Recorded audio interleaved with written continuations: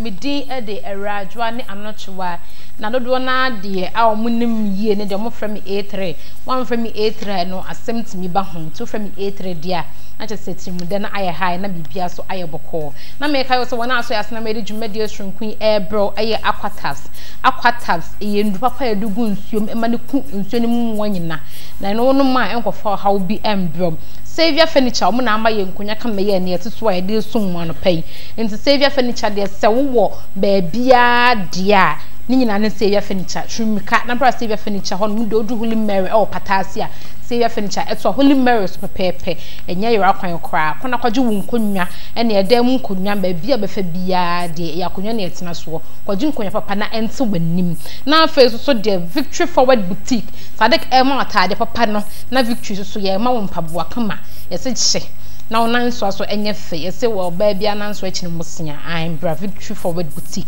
ne ma mpaboa papa enhye ope Victory Forward Boutique a ude wunya dru airport run about a udru amokoma ubenya bi ewo honom na afa so kwado crofrom ubenya ubehu Victory ewo honom a enye yera kwan kwa no so betimi akwafa empaboa kama pa de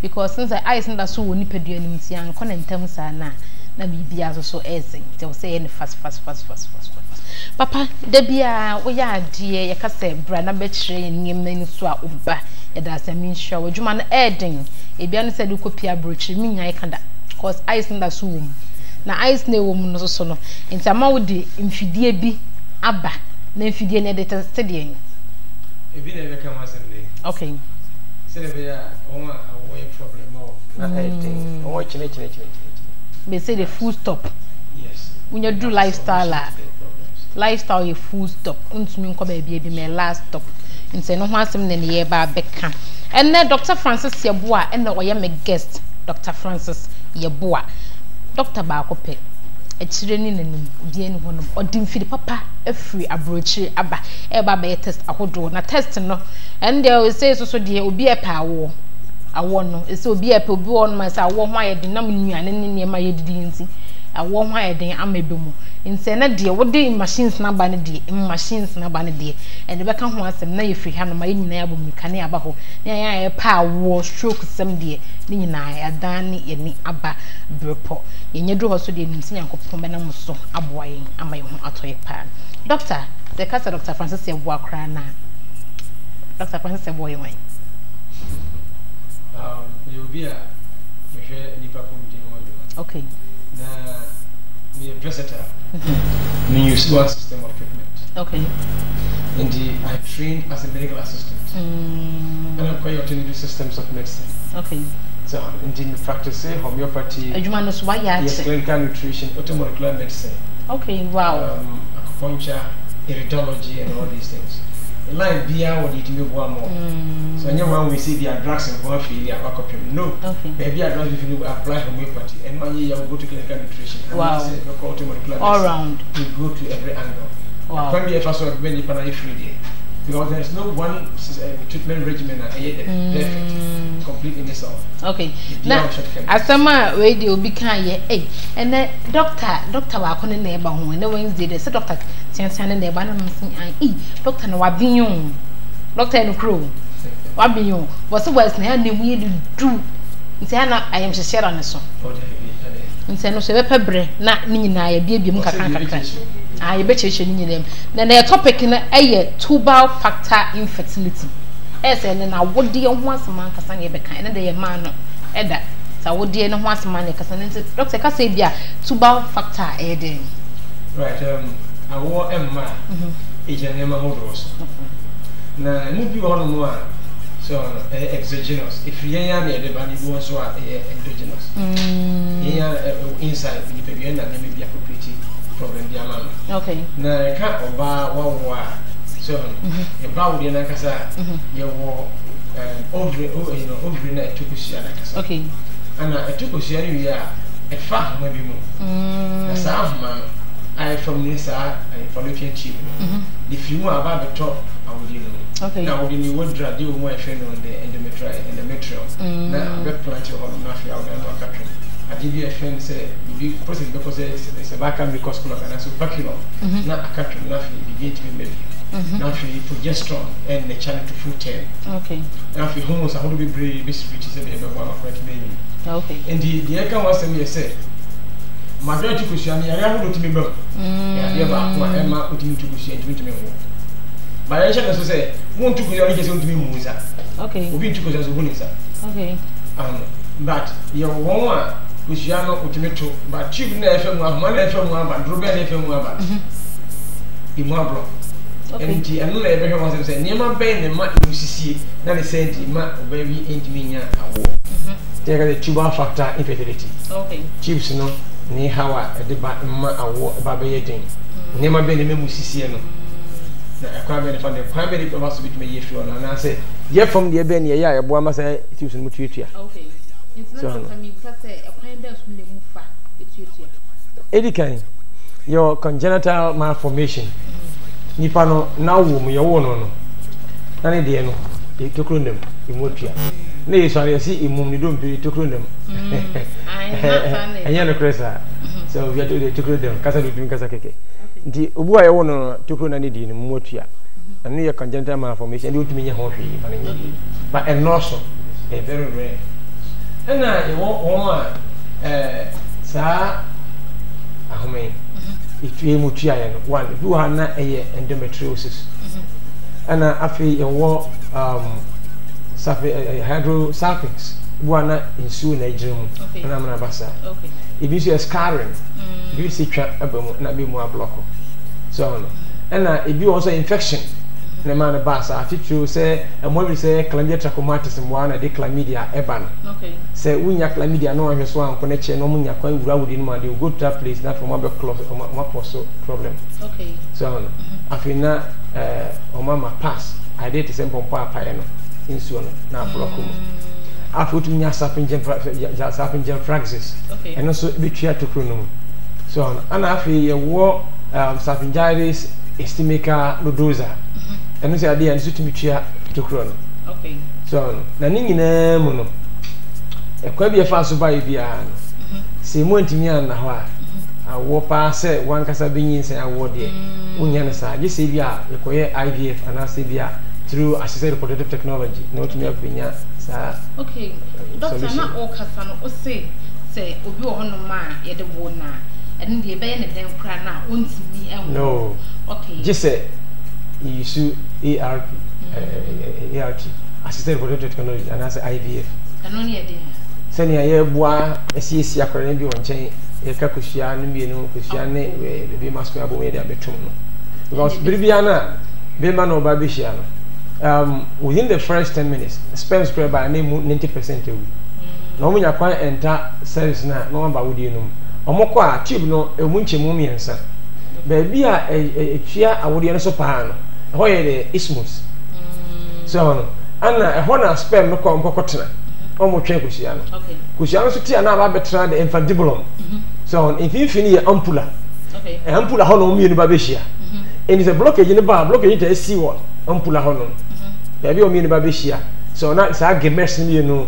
e be fiu su ni abenya zygote no na afiu nti unya na sa emu na papisi okay no nti de ma sa ha no ban titru ni ya sa tube na emu ka ko block na fi kusia ntimi ni sperm ni timi ko hia okay na je say onu de na natural no kwanko ni wonda so baby kakra on ye betimi afa ni kusia no ni be ma de apresera ko asa ye ba beto awodi no but then abia of late mi hwe bia me tu won ye hwe no fo no se ukako plant bie anase ekọ ebidi atuma ma wo no nye na eso mo adwene koso kese sometimes ese wo ye endocrinology test okay ye hwe hormonal profile ye hwe hu se hormones ahodo a betimi amma containing insulin no wo de ye normal ana for instance so level of progesterone e wo form a ye plant ma okra be sanse edi aboso me won be say ye ba ko kira no e be say okay so wo estrogen dominance na say and you have to first think about how you check your endocrine hormones okay so they are going to say in so do each ni bia kama so anya sa your plant na e be say because a progesterone na ben nature embryo no to full term doctor na obi so problem it say onye onyinsɛn bia na onya miscarriage ya kwachichiri na wodi na onyinsɛn ba kwachichiri wodi na fe na wodi na stefem so sa na so asɛ e ho asɛ na making nya ne chichiri ne ho here. The issue is there is a deficiency in progesterone. Okay. Oh say baby na me chire say awu ankasa no has if you are dream. Okay. So ye wo akwa bi wo brain no my friend no hippocampus. Na no chi nsuo bi a friend no KIS1 G protein control receptor 54. Okay. Sa nsuo ni chi a na be activity akwa afoforo bi wo brain my friend hypothalamus. Na ni so chi nsuo friend gonadotropin releasing hormones. Sa nsuo e chi a na be kanya adwen ase ba ko bi ho my friend no anterior pituitary gland. Na so chi luteinizing hormones and follicle stimulating hormones. Sa follicle stimulating hormones ne ba be kanya wo madwa no amna ko chi nsuo estrogen. Okay. Na sa estrogen ni chi a so no na abeboa ama wotimi ebu nsa ama afei ukosua timi develop na ate. Okay. Kosua na epai free mu ase pe na luteinizing hormones ne ba bi free by no ko activate on na apodi ona pe bi e friend say corpus luteum. Na sa corpus luteum no so and they say produce progesterone.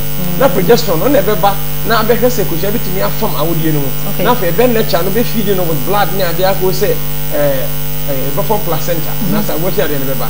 After so no na be kuteni mu aye no ko say be ya 9 months. Okay. And along the line say progesterone no dey ko from say pair. Ebe mo nya hawo. Ana say ko ba say estrogen no dey ko strupia na estradiol no ko strupia na ka progesterone na she. Eba sa utimi. Okay. So okay.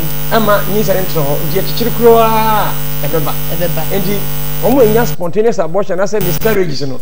Enye ade say ma miscarriage ne bae and na say abortion ne bae no. And na say okohwehwem. Okay. Bia na ye wan fom so. Okay. Yen hwa de. Obi nya chlamydia. Mo friend tia say white. Okay. No so ka say white. And so mo ahodo one e bia na chlamydia comatis mo na de bae. Okay. E bia na chancred and na wase problems e ba ma say dos. E mo di different one mo ye bebre. So chlamydia comatis mo a etimba ho. And I friend say ne sira gonokokusu mo adi gonorrhea. Okay. Aba so mo na e wo ho. Afei we say we Treponema pallidum de syphilis e ba no so ho. Afei chancred timba obet mabo ase bia mo to say hemophilus decree and na say bia na human papillomavirus amakonya genital warts. Okay. So and that's a trichomonas vaginalis infection. Sa ni ma onyina betumi akoso. Okay. Titru trichomonas vaginalis infection e chlamydia and Candida albicans mo ane ade no ba ase a we say white. And the here HVS. So I have vaginal swab near tested in so was no say a more potent bend by one multiple infection. Okay. Let me and na kabum na ba be honum. Okay.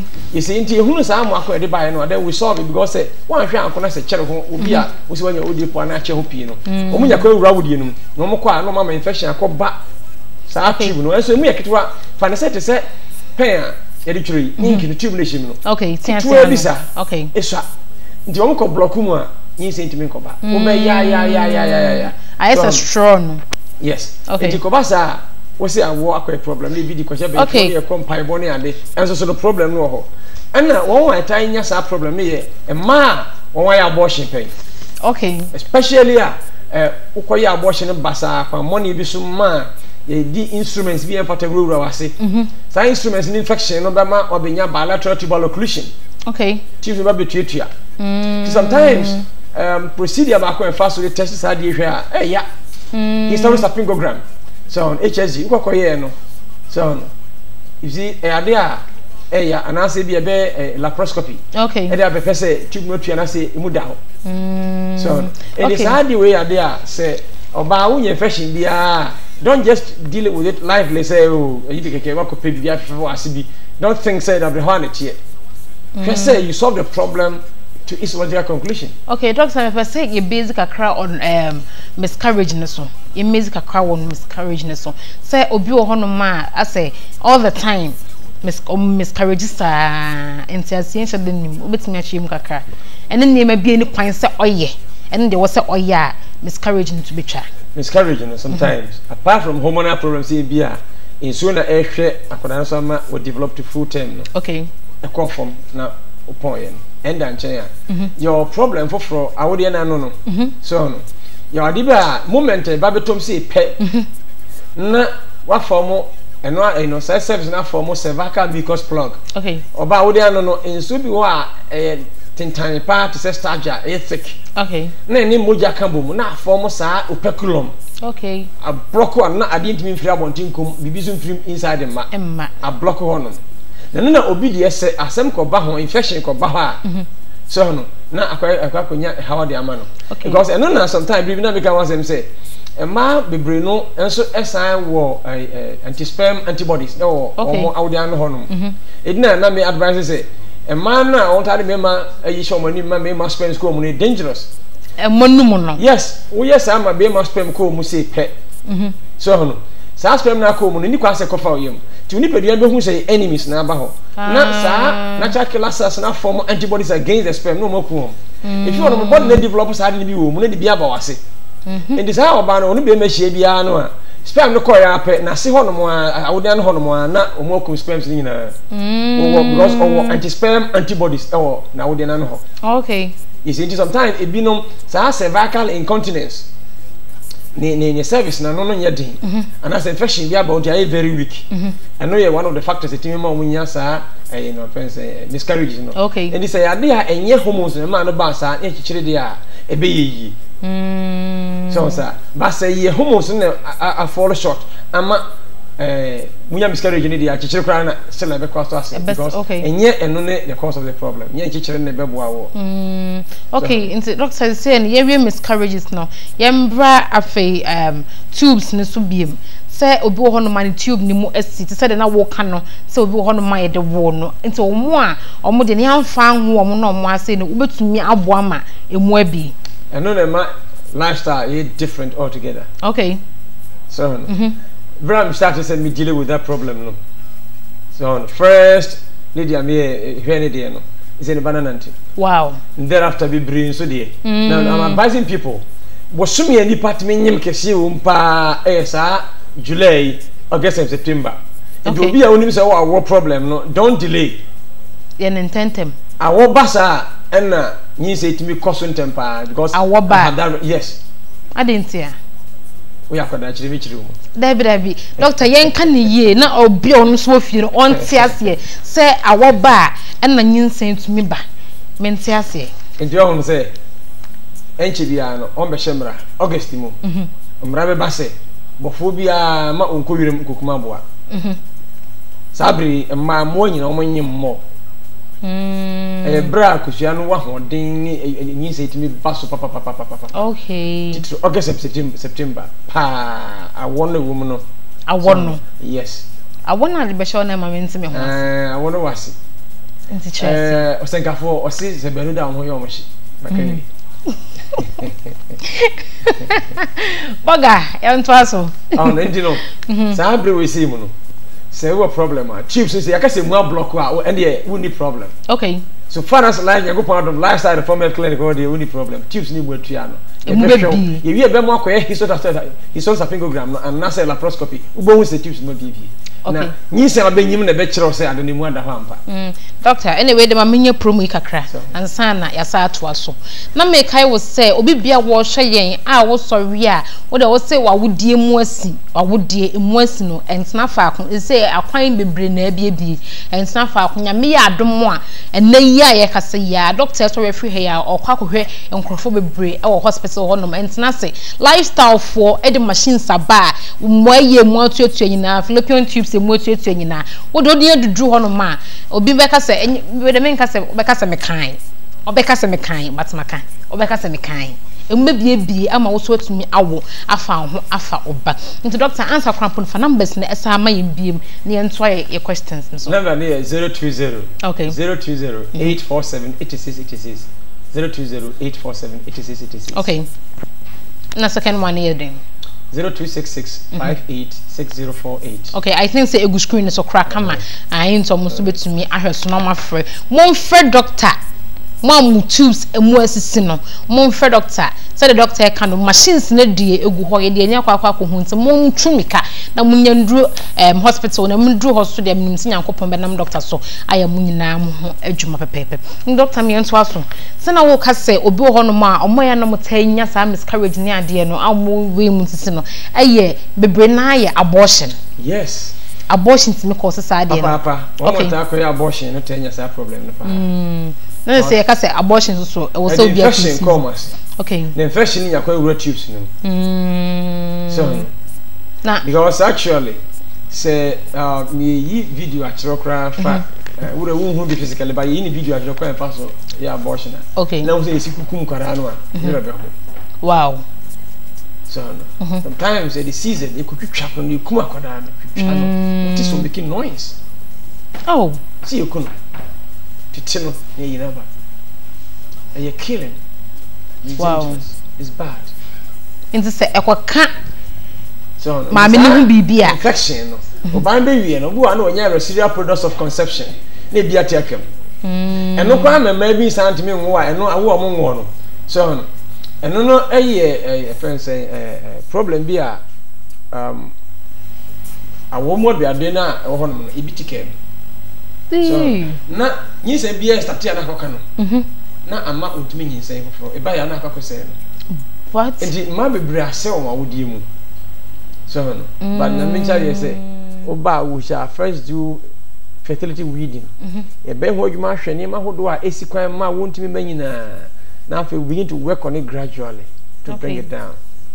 Even when we fibroid crying, senya dia e kesi after a certain level we have medications be shrink off. Say level no scan be measure the size of the fibroid. Okay. After 1 month we bone say reduce to half of it. Okay. We bone say now extinct. And that's what kaketu e bi.